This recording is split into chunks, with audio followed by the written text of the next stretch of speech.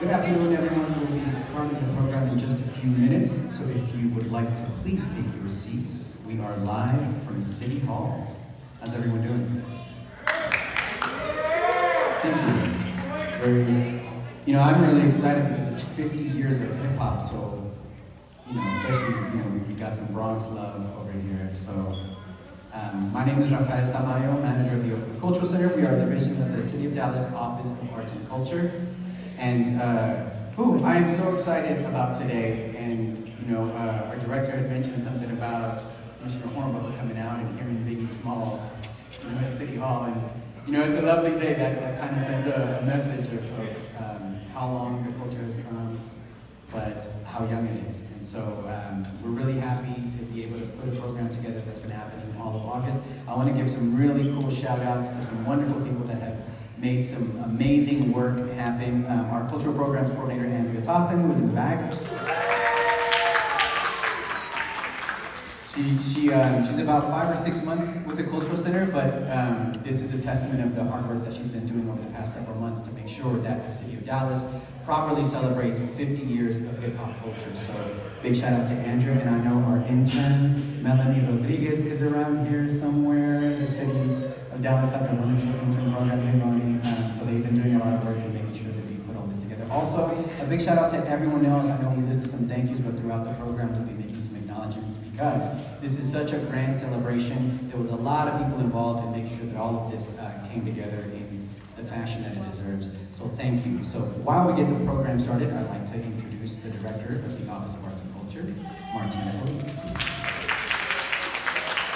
Hey, hey! I'm so thrilled and honored to work for a city that would allow us to throw such a celebration to commemorate the 50th anniversary of hip-hop culture. As the director of the Office of Arts and Culture, it's important to me to ensure that everyone who contributes to the fabric of our community is recognized, and we know that the artists who work specifically under that umbrella of hip-hop culture have made very significant contributions to the city of Dallas. I want you to be sure to engage with the visual art that we have on display. I hope that you'll enjoy our performing artists who will be break dancing later today. I hope that you learn something from the panelists that are going to share their perspectives about the impact of hip-hop culture today. I want to acknowledge our city management, beginning with the city manager here, TC Max, and our assistant city managers who are speckled throughout the room. I see Assistant City Manager Liz Cedillo Pereira here in the front, and I know that the other two hiding in the crowd. Are you guys going to have a surprise performance? Assistant City Manager Perez.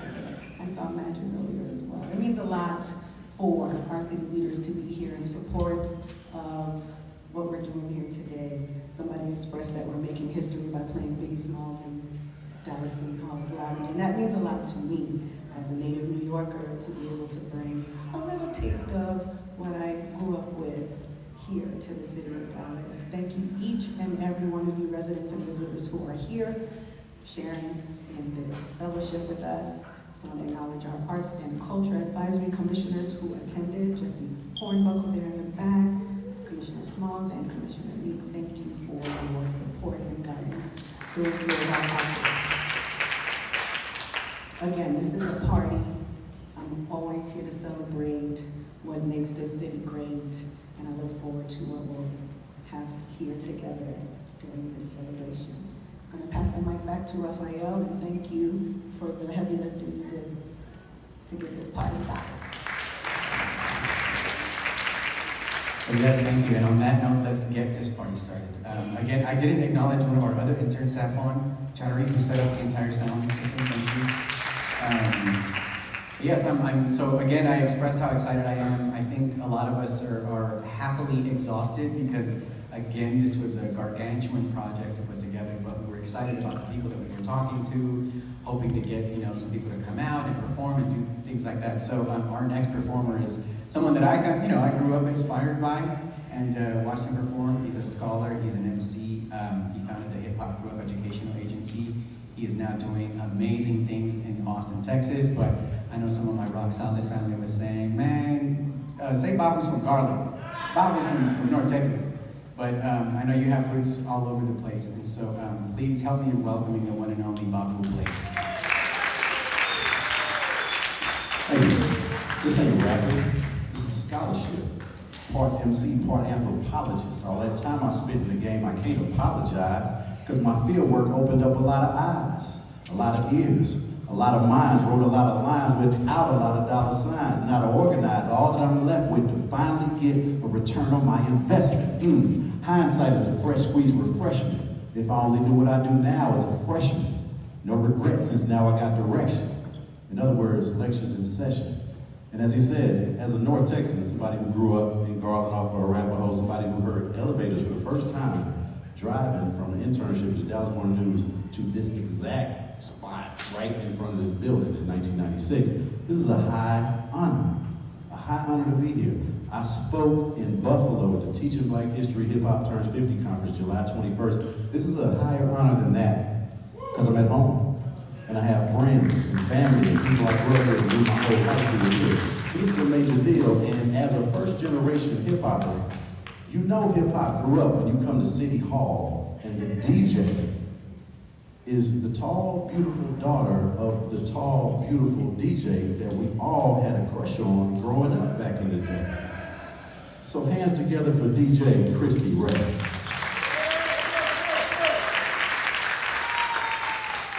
How do you feel about what I have to say about you? What does that make you want to do? What you gonna do? What you got? What you gonna do?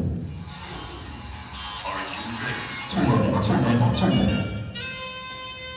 Alright, hip hop, right? Y'all gonna sit down like we're at a museum, or gonna stand up and clap your hands with me? What y'all wanna do? What y'all wanna do? Clap your hands, y'all. When I say create, when I say hustle, create.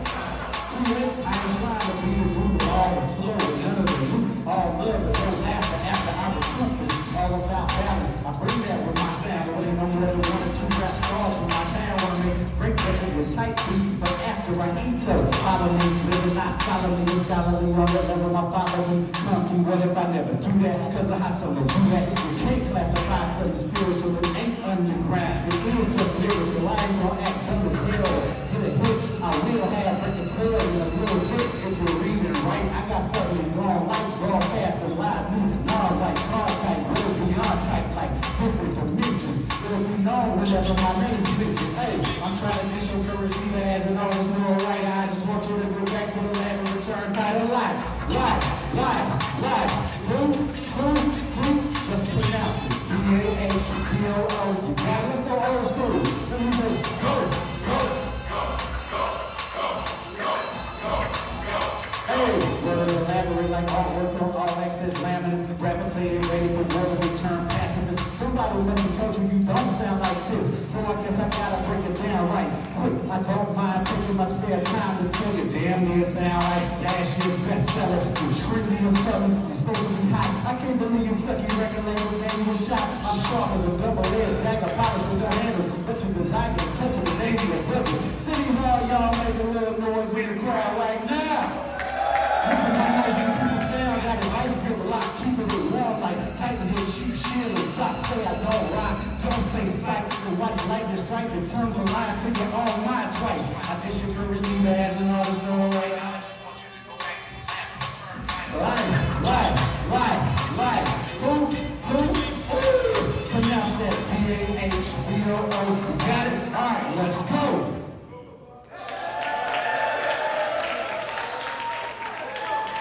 So, was that hip hop or rap? Oh yeah? What y'all think? Was that hip hop or rap? I'm only asking that trick question to bring in a ridiculous argument.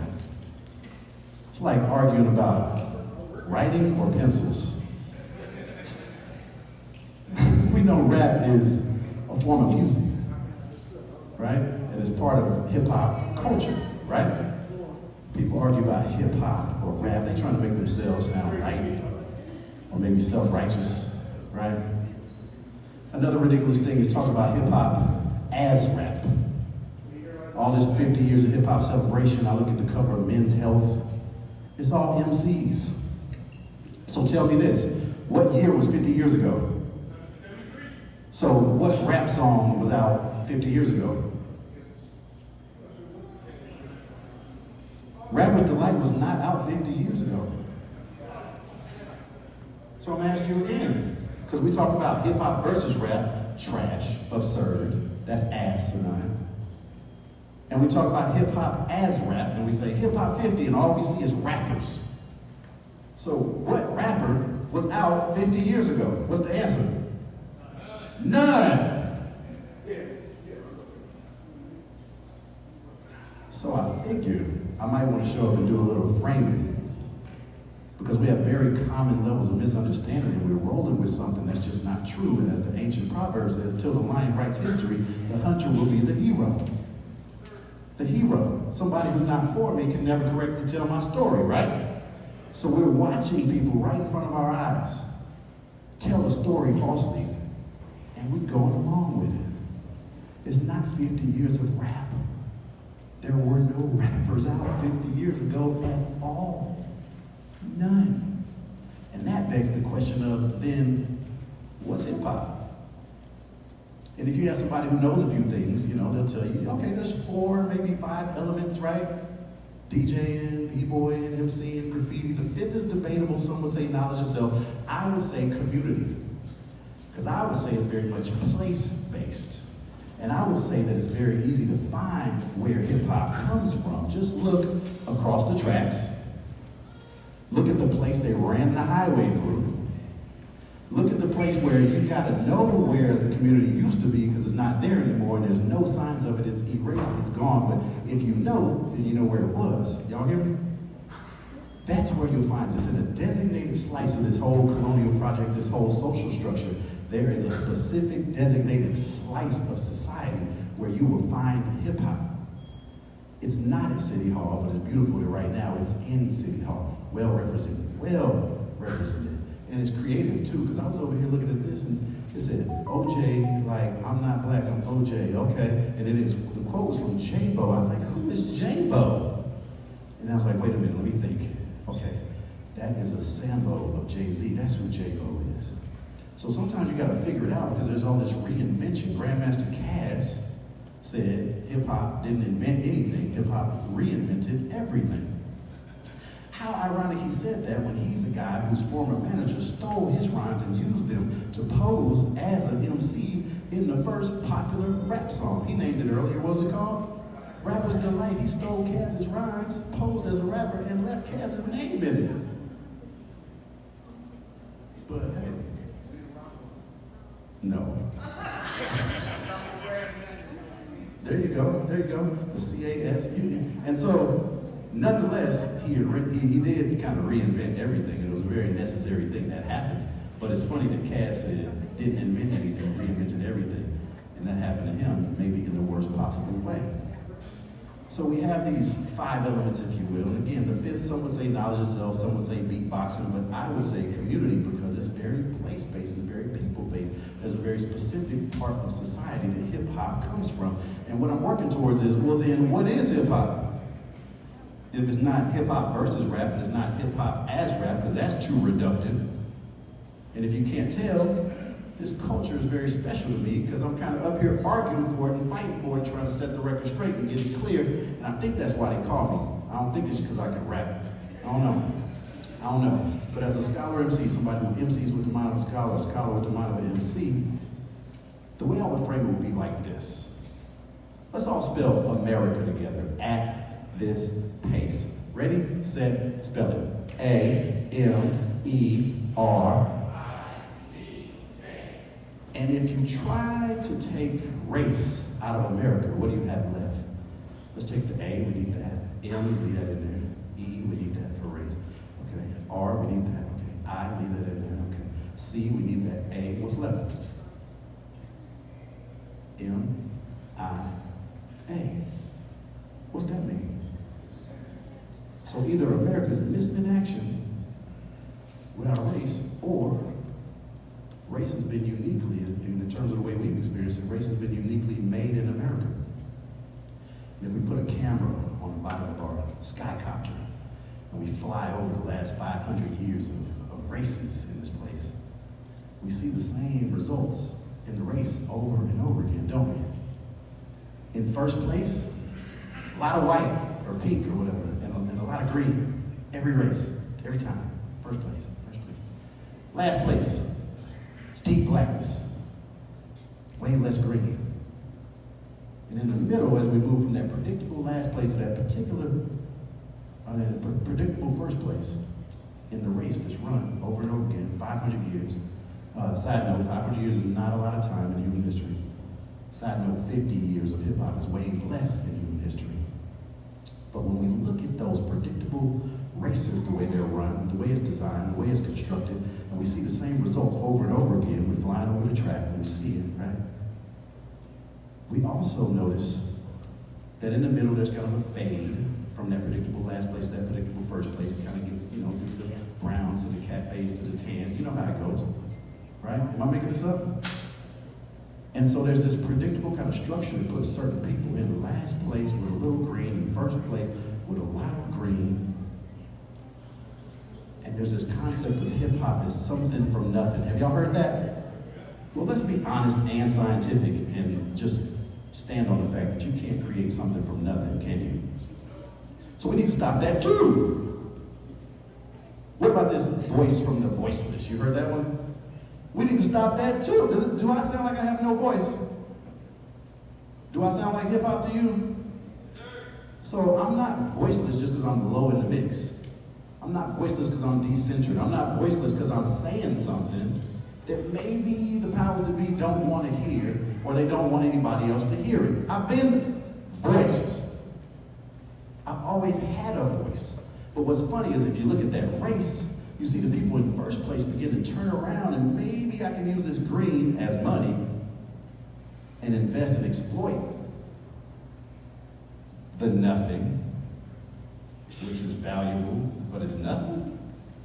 Or maybe that green is envious in terms of, you know what, I'd like to kind of clone or copy or, take that thing for myself and use it, because that's never happened, right?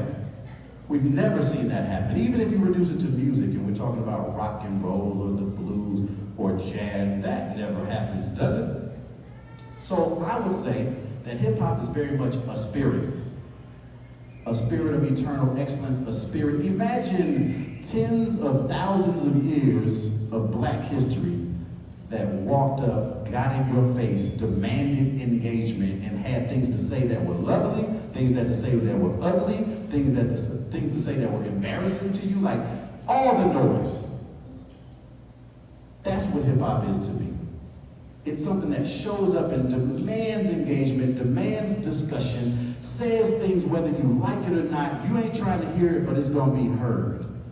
50 years later, the reason they say it's surprising to hear Biggie in City Hall is because it wasn't supposed to be. It's not set up to where that voice is supposed to be prominent and dominant. So the story that I feel that we really need to understand here is the story of how hip hop grew up. Y'all willing to listen to that story? It's pleasant. It's kind of like a children's story. Y'all tucked in? Here we go. Most hip-hop artists never sell 1 million copies and make a long-term profit. Unless they die young, hip-hop practitioners blend into society and may not even mention how they used to DJ, produce, rap, promote, write, or design. A few of them work in the entertainment industry, very few. All of them grow up. Most first-generation hip-hop lovers don't make it out to concerts anymore. Some still buy music to intentionally support the artists that help shape their lives. Others have moved on, disconnected from the scene, the radio, the streets, and whatever else the kids are into. Our views about hip-hop tend to be retrospective as we grow up. Born in the early 1970s to a single mother named Urban United States Culture, hip-hop set trends for its local communities, forcing the film and music industry to take risks in order to capitalize on this emergent wonder. Y'all with me? Corporate America's entertainment, marketing, and advertising industries invested millions of dollars in hip-hop just long enough to become its stepfather. The relationship with corporate America took hip hop from being dismissed as a fad or some type of illegitimate child to making a global cultural impact in billions of dollars before it even turned 21 years old. The boom eventually knocked the training wheels off of hip hop's bike. Then finally, Stepdaddy said, "Son, you're maturing and making money. It's time to get out of the house. You're an adult now." With major label budgets shrinking since the turn of the century, while big commerce is constantly co-opted and cloned hip-hop's cultural aesthetics and assets, hip-hop's been forced to once again fend for itself and innovate. No longer housed comfortably in corporate boardrooms, it had to remember where it came from and get back to its independent underground roots. As hip-hop embraces the grind and willfully flourishes worldwide, Stepdaddy inevitably calls to say, "I'm proud of you, son. Let's get together and break bread." Hip-hop's usually willing to make a deal, preferably a partnership or a joint venture. But realistically, it no longer needs corporate America's cosign to survive. Now an agile, permeating fixture, hip-hop can no longer be mistaken for a mere urban musical phenomenon, not even by a casual observer, y'all. The culture has expanded, the evidence is overwhelming. Hip-hop grew up and has offspring all over the planet. You want me to prove it? Hip-hop's impact on literature, film, fashion, and language was impressive 30 years ago.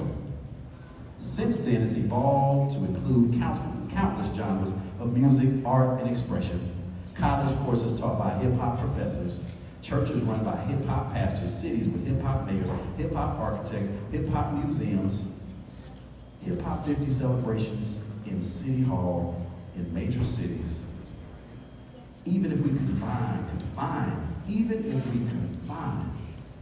the subtext to just mainstream rappers, once Weezy's in his 40s, Marshall's in his 50s, and middle America knows exactly who I'm talking about, it's inevitable that hip-hop grew up. That's what we need to understand about hip-hop. And in that story, hip-hop is personified. So the first major question we should be contended with is, how is hip-hop enduring through its 40s and as of tomorrow, entering its 50s? Second question moves from personification to the first generation. Those of us who grew up on that ascent, emergence, dominance, right? How do we renegotiate our relationship with the culture as we grew up? Because you're not going to do the exact same things once you're responsible for biological children or kids are around. You're going to play a different version of that song, ain't you? I heard it earlier. It was Big Daddy Kane. He was like, when the pen hits the paper, aw-ish. I heard that aw-ish. So there's a renegotiation that happens. And the third question comes back to us, the hip-hop generation, who you've noticed is now in all the decision-making positions all across all these sectors, all over society. And that third question is, how do we leverage our resources for today's generation? So that is hip-hop grew up. And I hope that will frame the event as we move through today's events. I just want to say that I'm so happy. It's like Prince Akeem. I'm very happy to be here. And that I love hip hop. And I just want to shut this thing down with one final verse called Somebody Loves You.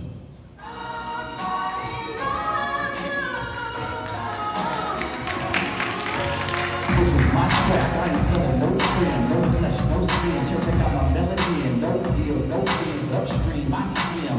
I don't need a hook in my mouth. Out the side of the pins, which side of the south, the second get what I get out of this without no settling. Life moves in cycles and you backpedaling. What can I do with that? Ain't my bad for nothing. It's none of my business, is it? Good question. Now how about I change my direction? I got upset with that speck in your eye. Got my idea and made my suggestion, but I learned my lesson. I got my own issues for investigation. Is private. I can't rest because I've been so anxious. A little bit of faith and I thank them. Know that I deserve a good spanking. Relationship tanking. Then came in a savior. Another day.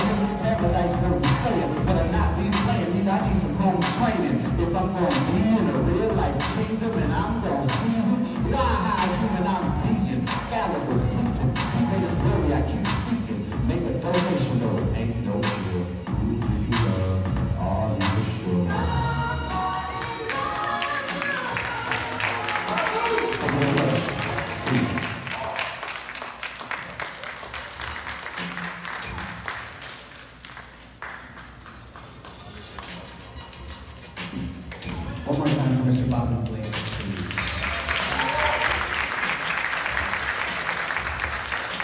And I'd like to invite our panelists and moderators, our moderator for the central impact of hip-hop discussion. And while we get our panelists up here, we'll let Christy Ray do her thing for a few minutes.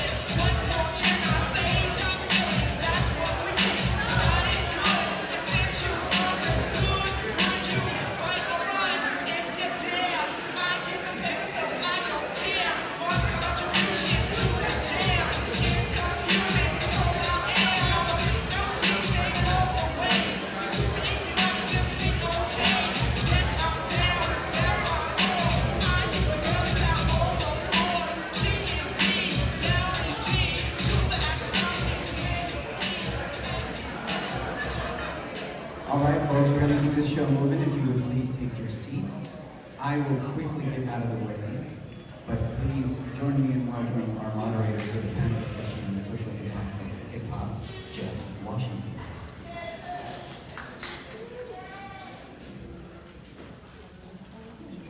Hello, everybody.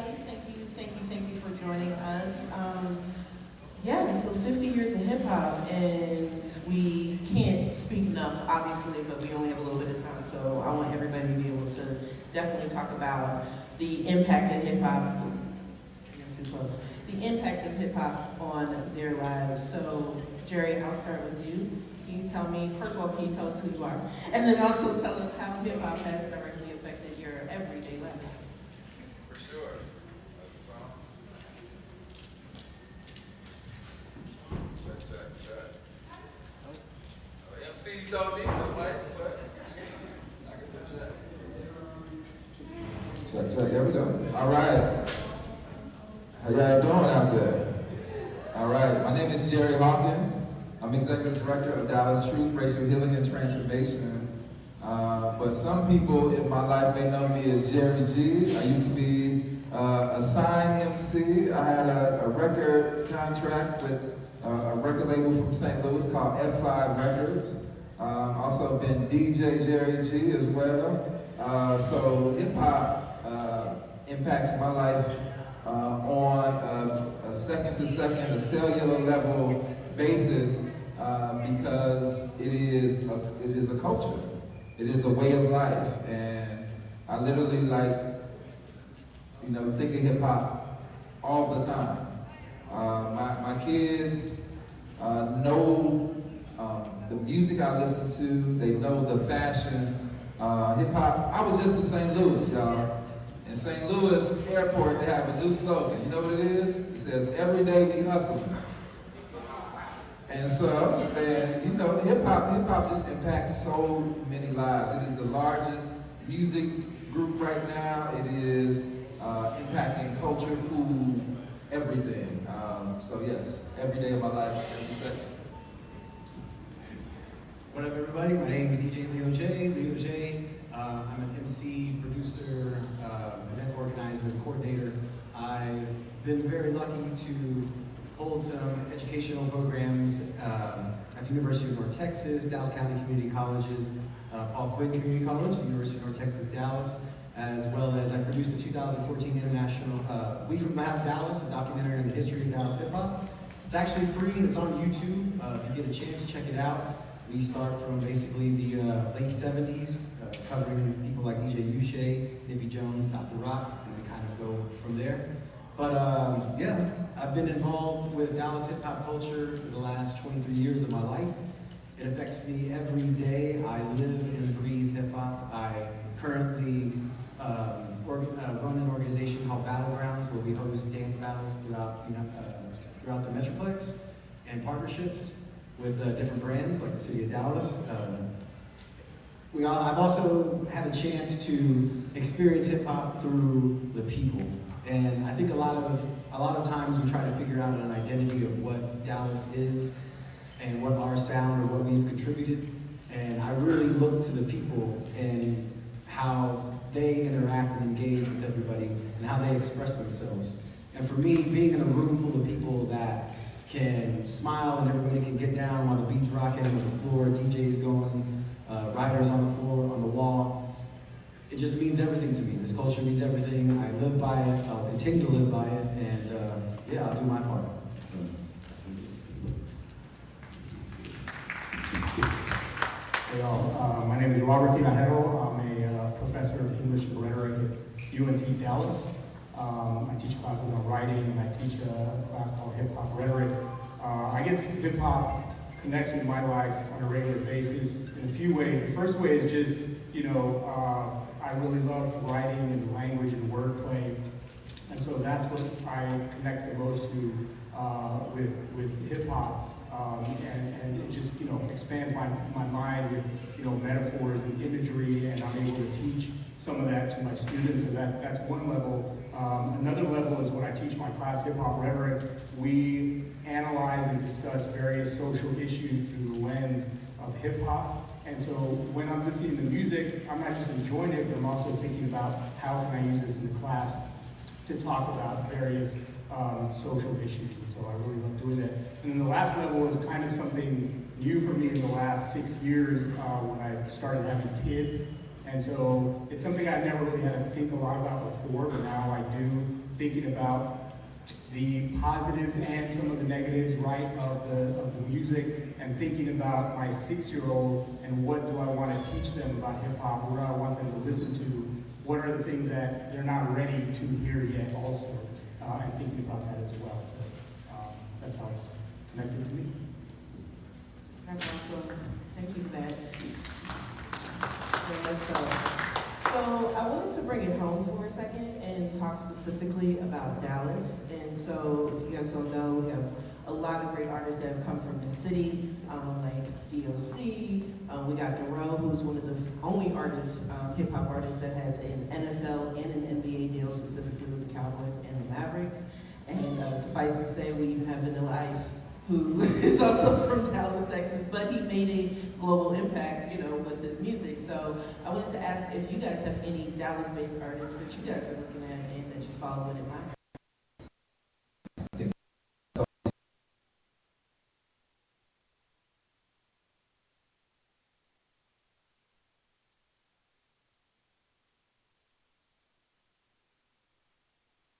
Chicago. His name is Street. He's like a blues man, you know, and Dallas has a very important blues tradition. And so I think Muddy Waters is an example of that blues tradition in Dallas.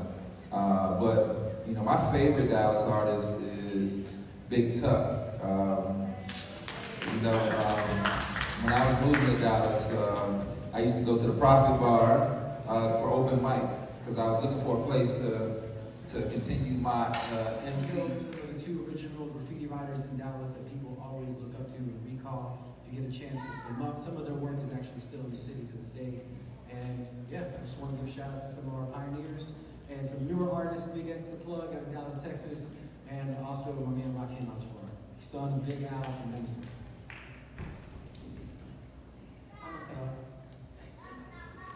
I'm not from Dallas, I'm from El Paso, but I've lived in Dallas like 15 years now. I remember being in college, going to 2551, going to Slip In, best club ever.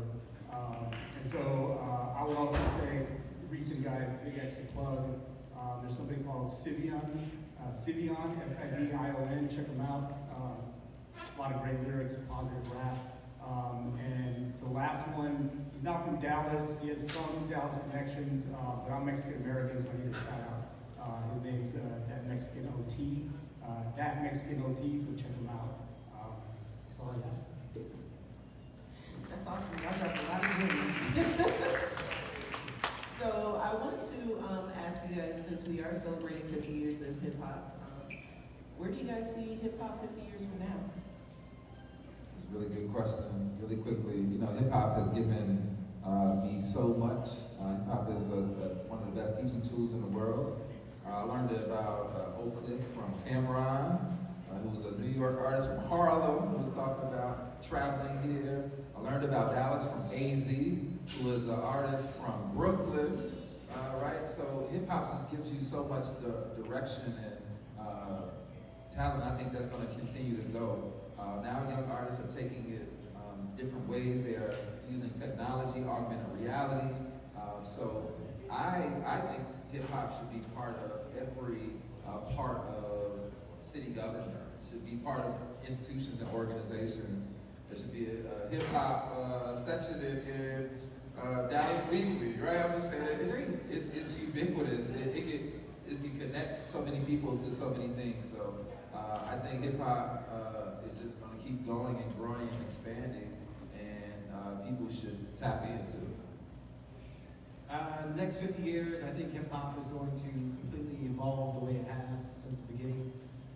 It's kind of like Babu said, you know, the first 6 years of hip hop, you know, from 73 to 78, 79, it was straight party music. It was straight funk, soul, and rock and roll, and it's evolved into like that natural kind of 80s kind of, or even the freestyle kind of bounce and electro. And then it went to like a boom bap style, and then it went to southern rap, and now you've got this. So it's constantly evolving, and I think there's a lot of people that, like Babu said, has grown up and are in the positions in place now to educate and teach the next generation on the foundation of what we all learned, and to hopefully take that and interpret it and make it their own. That's all you want. I think it'll just keep evolving as far as, you know, beats and cadences and lyrics and its complexity. I think it'll keep making connections with other types of music, with all cultures across the globe, and with the way technology is advancing, who knows what happens. Like you said, with, you know, virtual reality and all sorts of stuff. The coolest thing is we don't know, right? We're sitting here 50 years, some of us maybe will be sitting here 50 years, I hope I am, we'll see. We won't know who it's going to be. That's cool. All right, well, can you guys give a round of applause? Thank you guys so much. And do we have any time to share anything with the panelists? Yeah, basically, I just wanted you guys to share where people can find you, get in contact with you. Jerry Hawkins. You can find our work at DallasTRHT.org. I'm an archivist, so if you all want to hear some city-related rap music, former city councilwoman Diane Ragsdale and Al Lipscomb created a rap song. Y'all should go listen to it. And then Google John Wiley Price's rap song. There's a gentleman who made a rap song, and it's called John Wiley Price. Brother Shaw made a John Wiley Price rap song. It's pure entertainment, y'all. What up, everybody? You can find me on multiple channels. Particularly, I'd like everybody to look up We From Dallas. It's a documentary on the history of Dallas hip hop. If you get a chance, it's at We From Dallas. Also, Battlegrounds DTX is the current dance organization I run with my man Soulbot over here. And also at _LeoJ_. And yeah, just going to continue trying to cultivate and curate cultured events for the city. You can find me at UNT Dallas, just search UNT Dallas English. I also have a website where I have some of my academic writing on hip hop. It's blueletters.com, so the color blue, and the word letters, blueletters.com.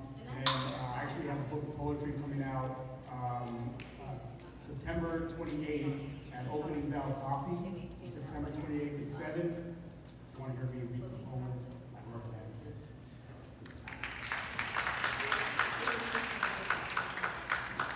Once again, another round of applause for our moderator. And in closing our 50-year anniversary celebration of hip-hop, I'd like to welcome a crew that has been around since 2002, and it was a combination of two other crews, so it's actually been around longer, multidisciplinary. They have members of all disciplines in hip-hop, and outside of that, 3 generations are with you today. So Dallas City Hall, please help me in welcoming Rock Solid Crew.